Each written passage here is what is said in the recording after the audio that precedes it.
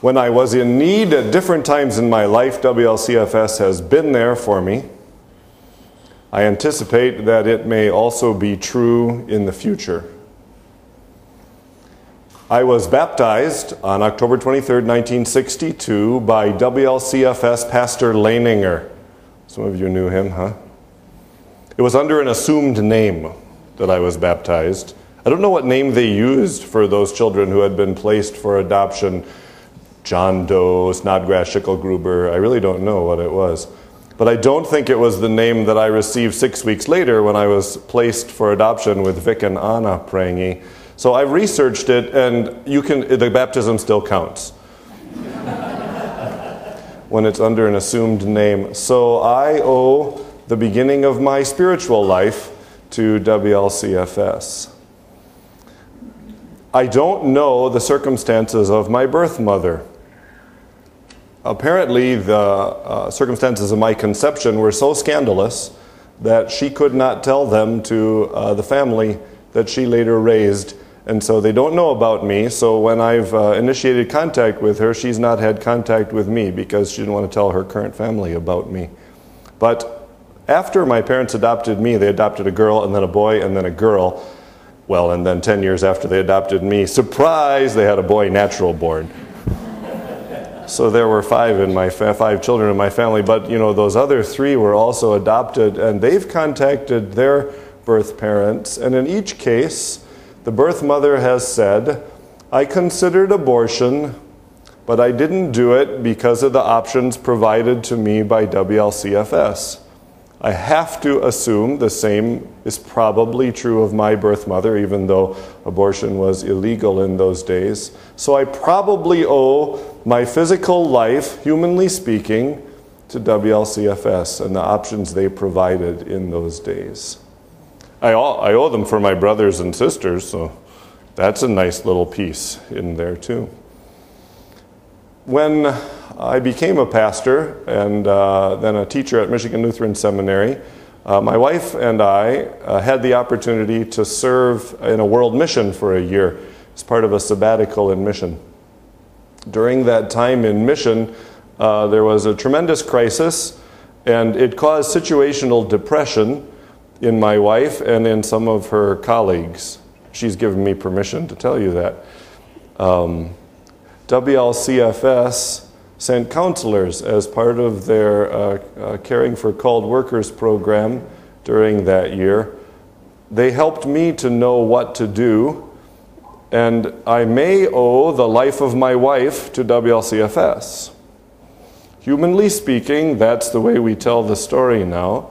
Those counselors knew exactly what to do. Because I learned to trust those counselors by that experience, when I returned to my work at Michigan Lutheran Seminary, a boarding high school of the Wisconsin Synod for students in grades 9 through 12 who are interested in becoming pastors, teachers, and missionaries in the church.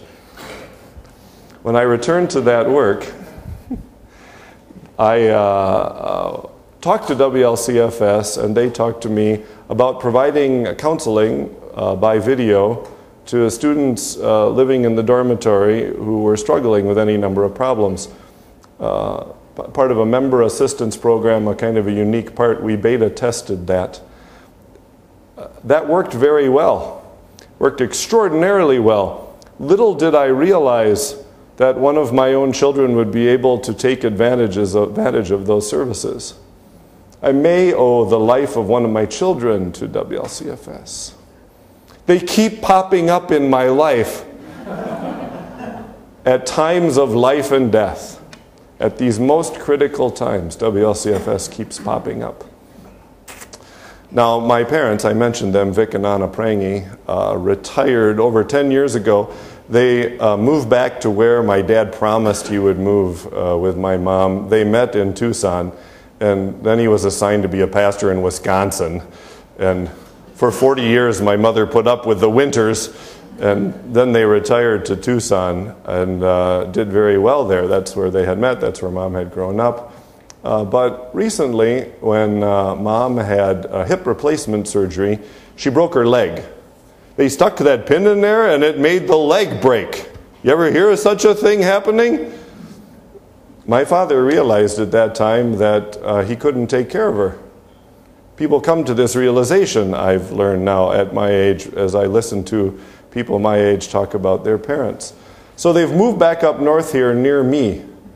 And it just occurred to me as I was preparing this little talk that probably sometime soon I'll be dealing with WLCFS again in matters of life and death when it comes to my own parents.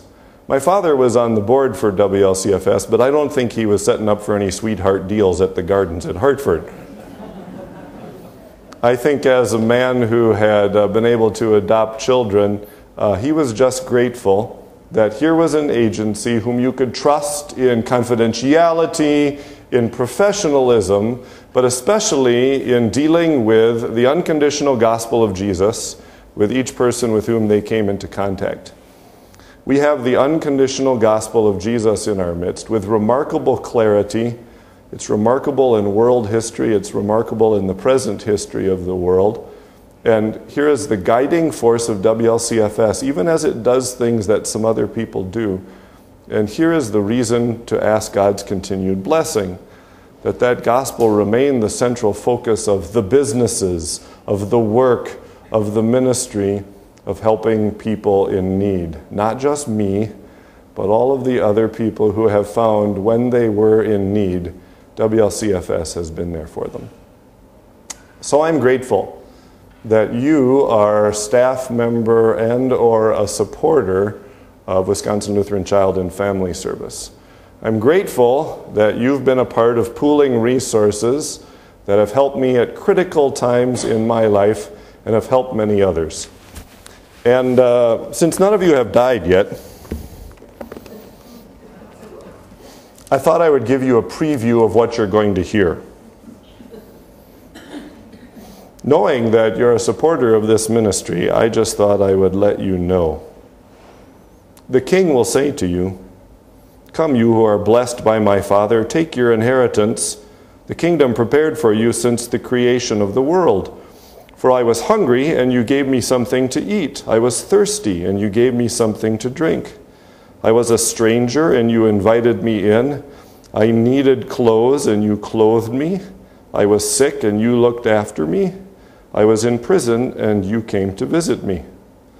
I know what you're going to say. It says it right here.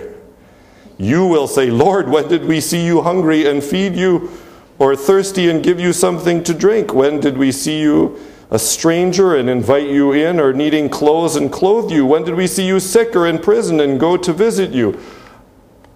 The King will reply, I guarantee you he will. I tell you the truth. Whatever you did for one of the least of these brothers of mine, you did for me. Thank you.